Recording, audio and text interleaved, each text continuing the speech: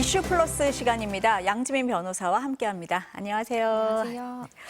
요즘은 시끄러워요. 가수 김호중 씨 뺑소니 의혹 사건 얘기 좀 해볼게요. 네. 운전자 바꿔치기하고 증거 인멸 의혹까지 이제 확대가 되면서 이제 일파만파되는 그런 분위기예요. 김 씨가 사고 직전에 유흥주점에서 대리기사를 이용해서 자택에 갔다가 네. 다시 차를 몰고 나왔다가 사고가 났다는 거고 음주운전은 아니다 이렇게 지금 얘기를 하고 있는데요. 네. 17시간 뒤에 경찰에 출석했다. 약간 의심스러운데 그렇죠. 이렇게 늦게 출석을 해도 되는 건가요?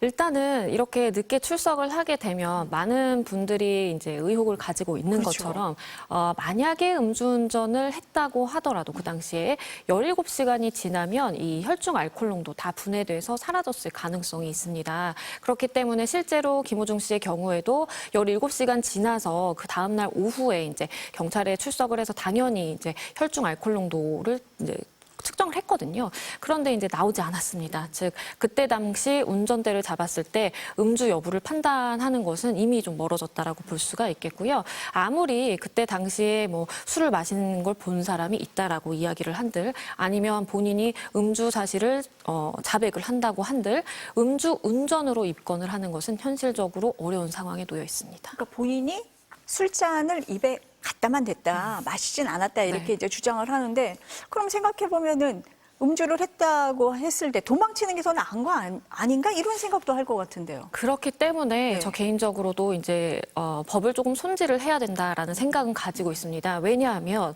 음주운전의 경우에는요, 음주운전을 함으로써 누군가를 사망하게 하거나 아니면 다치게 했을 때 우리가 가중처벌을 하고요. 그리고 만약에 우리가 삼진아웃 제도라고 해서 네. 음주운전이 이제 상습적으로 이루어지게 되면 아예 법정 구속을 원칙으로 한다라든지 굉장히 이제 수위가 높아졌습니다. 그렇기 때문에 만약에 내가 음주운전을 하는 사람이라고 한다면 그러면 어쨌든 도망가서 추후에 사고 미조치로 처벌을 받는 것이 그때 당시 음주가 적발되는 것보다는 낫다라는 생각을 잘못 심어줄 가능성이 있고요. 실제로 법적으로 결과만 놓고 봤을 네. 때 그렇게 생각하는 것이 또 아주 틀린 이야기는 아니기 때문에 법적으로 좀 손봐야 되는 부분이 있다라고 생각합니다. 그럼 음주라는 걸 확인하는 방법은 혈중 알코올 농도 이거밖에 없는 건가요? 일단은 17시간이 아니라 그것보다 이 짧은 시간 내에 그러니까 술이 완전히 깨지는 않았더라도 조금 깬 상황에서 내가 이제 체열을 해가지고 이 혈중 알코올 농도가 조금이라도 검출이 된다면 우리가 위드마크 공식이라는 것을 적용을 해서 역산을 합니다. 1시간에 성인 이제 몸무게를 이제 측정을 해서요.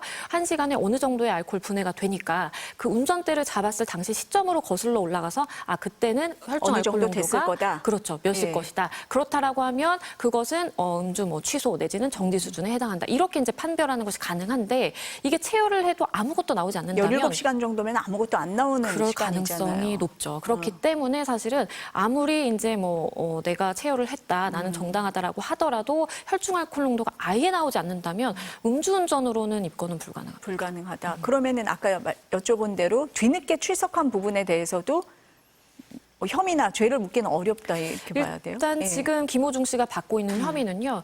우리가 교통사고를 냈으면 네. 사람을 다치게 했든 하지 않았든 간에 어쨌든 내려서 상대방에게 이제 확인을 하고 내 연락처를 줘야 됩니다. 그러지 않고 이 현장을 이탈하게 되면 네. 사고 미조치가 되는 것이죠. 거기에 더불어서 만약에 이제 음주 사실이 이제 주변 목격자라든지 이런 것들이 취합이 돼서 그때 당시 술을 마셨는데 그걸 피하기 위해서 뭔가 이제 도주를 했다라는 것이 밝혀진다면 예를 들어서 매니저에게 어떤 지시를 했다라든지 그런 사실이 추가적으로 입증이 된다면 범인 도피 교사죄라든지 추가 혐의가 덧붙여질 가능성은 있습니다. 그러니까 지금 말씀하신 대로 이제 사고가 난 뒤에 조치를 안 했어요. 근데 사고 차량에 블랙박스 메모리 카드가 지금 없단 말이죠. 이제 김 씨 집하고 소속사 사무실 등에 대해서 압수수색을 했는데 이 메모리 카드를 의도적으로 숨겼거나 폐기를 했다. 이러면은 어떻게 되는 거예요? 일단은 그 행동을 한 사람, 그러니까 이제 김호중 씨의 매니저가 이렇게 자체 판단을 해서 메모리칩을 파손했다라고 지금 전해지고 있는데요. 만약에 그것이 사실이라고 한다면 그 매니저의 경우에는 증거인멸죄가 성립을 합니다. 행위를 한 사람에게. 그렇죠. 네. 보통은 이제 내가 범죄를 저지른 그 범죄 행위에 대해서 증거를 은닉하는 것은 그 증거인멸죄가 해당하지 않는데요. 그런데 지금 만약에 이제 김호중 씨가 지금 사고음이 조치는 확실하잖아요. 그러한 이제 범죄 정황을 숨기기 위해서 내가 블랙박스 칩을 파손을 했다라고 한다면 내가 아니라 다른 사람의 증거를 은닉해주기 위해서 그런 행동을 한 것이기 때문에 증거인멸죄 성립할 수 있고요. 더불어서 수사를 방해했다라는 혐의까지 적용을 하게 된다면 공무집행 방해까지도 성립을 할 수 있습니다. 지금 이제 그 혐의가 뺑소니만 있는 게 아니라 소속사 대표가 김 씨 대신에 매니저한테 경찰에 출석해라 이렇게 지금 얘기했다고 하고요. 매니저들 입장에서 어쩔 수 없어 보이는 면도 조금 있기는 하지만 소속사와 함께 김 씨 이제 범인 은닉에 대한 얘기도 지금 나오는 거잖아요. 그렇죠. 그 부분은 어떠세요? 일단은 범인 도피를 저지른 사람은 그 이제 매니저라고 볼 수 있습니다. 김호중 씨가 착용했던 그 옷을 입고 나가서 수사기관에서 내가 음주운전을 했습니다. 내가 그때 당시 차량을 몰고 있었습니다라고 이야기를 한 것은 어쨌든 수사기관의 수사를 방해한 것이고 범인을 도피시킨 것이기 때문에 범인 도피죄 성립하고요. 더불어서 범인 도피죄의 경우에는 교사죄와 방조죄가 있습니다. 그래서 만약에 이 소속사 대표가 명시적으로 너가 가서 술 먹었다고 해, 너가 가서 운전했다라고 해라고 하는 말을 한 사람이 있다면 그 사람은 교사죄 성립하는 것이고요. 김호중 씨의 경우에 지금 방조죄가 이야기가 되고 있는데요. 왜냐하면 본인의 옷을 벗어줬잖아요. 그렇다라고 한다면 옷을 벗어줬다라는 것은 내가 적극적으로 해라는 이야기를 하지 않았다고 하더라도 동참을 어쨌든 했다. 그렇죠. 같이. 동참을 했다, 네, 방조했다라고 네, 볼 수가 방조했다. 있기 때문에 범인 도피, 방조죄 지금 이야기가 되고 있습니다. 여러 가지 혐의가 지금 뭐 얘기가 되고 있는데 이제 연예인들 이제 불미스러운 사건 이렇게 나올 때 많이 나오는 게 공황장애 겪고 있다 이렇게 주장을 하는데 이번에도 마찬가지예요. 지금 이게 정상 참작 사유가 될 수 있습니까? 만약에 정말 내가 사고를 내놓고 너무 공황 장애 증상이 심각하게 와서 그때 당시 차에서 내리지도 못하고 정말 아무것도 할 수 없는 그런 심신 상실 내지는 미약의 상태였다라고 한다면 참작의 이제 가능성도 있습니다. 하지만 그런 심실 상실 내지는 이 심실 미약의 그런 단계가 아니라고 한다면 조금의 당황 내지는 좀 당황스러웠다라는 정도라고 한다면 이것은 참작이 될 가능성은 없다라고 일단 보이고요.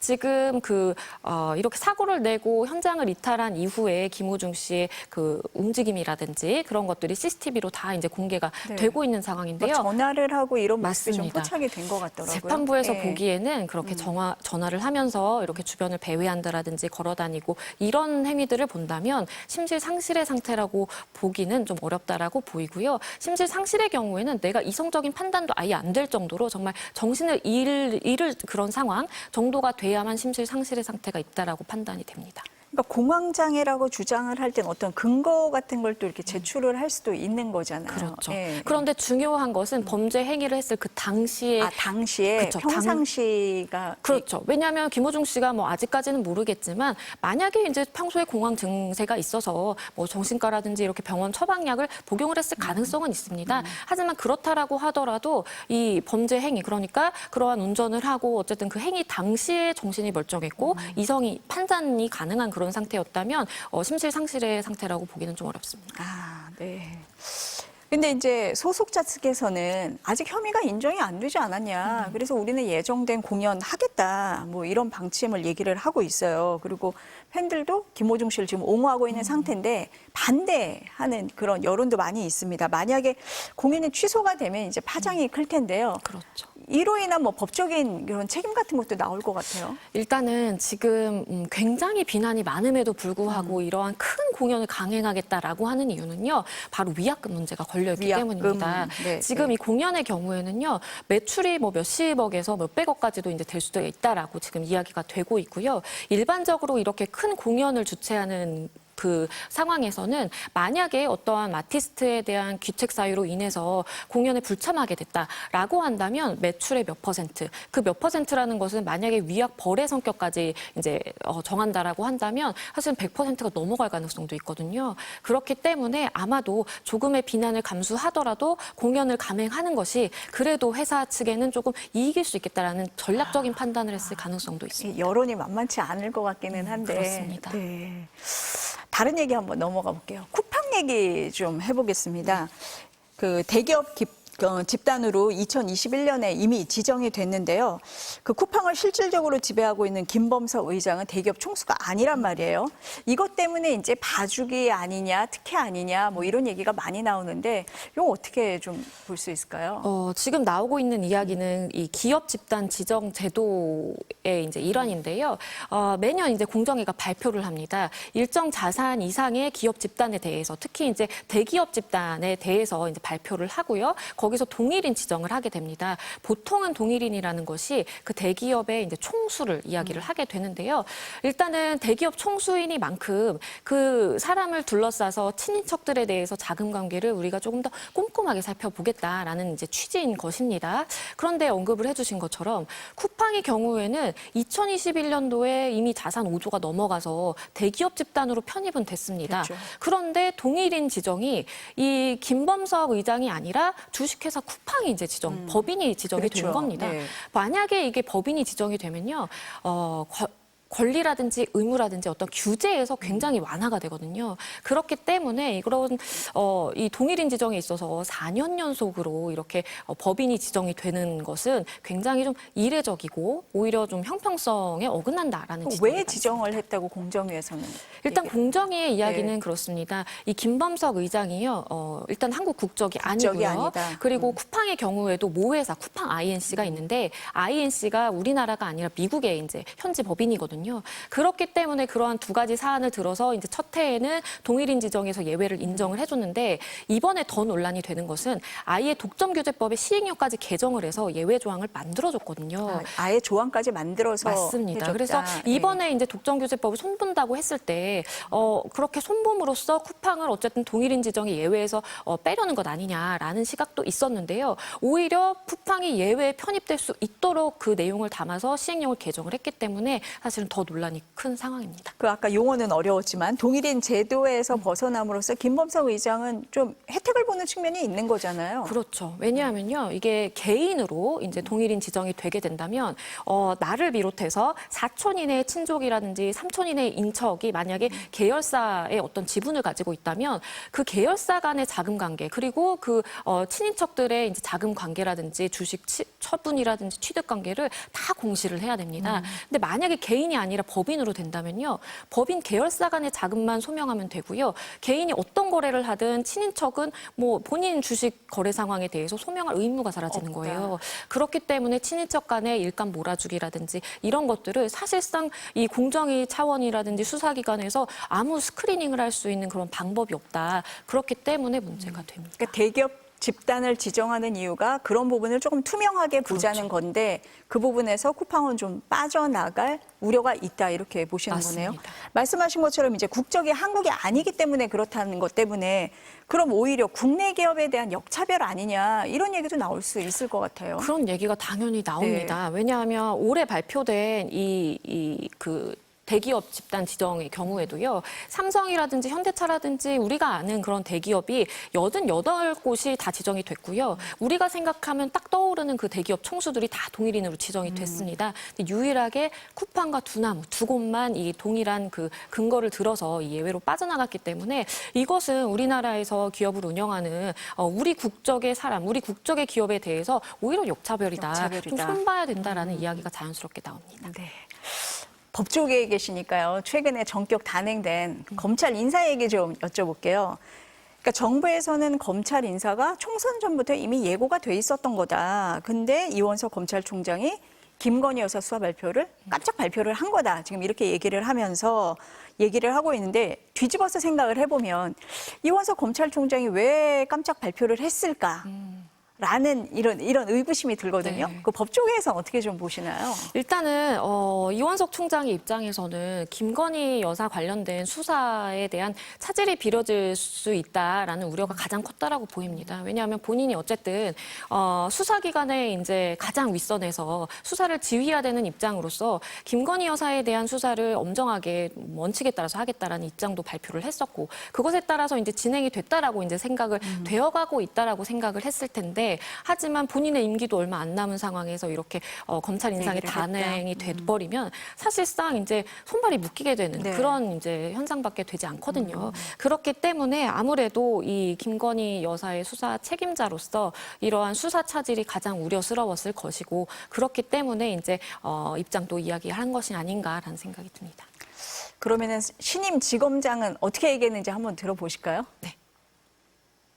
업무를 빨리 파악해서 수사에 필요한 충분한 조치들은 취할 생각입니다. 핵심이 대면 조사일 것 같은데요. 가능할 거라고 보세요? 현실적으로 가능성이 좀 낮아졌다라고 낮아졌다. 보는 시각들이 좀 많은 것 같습니다.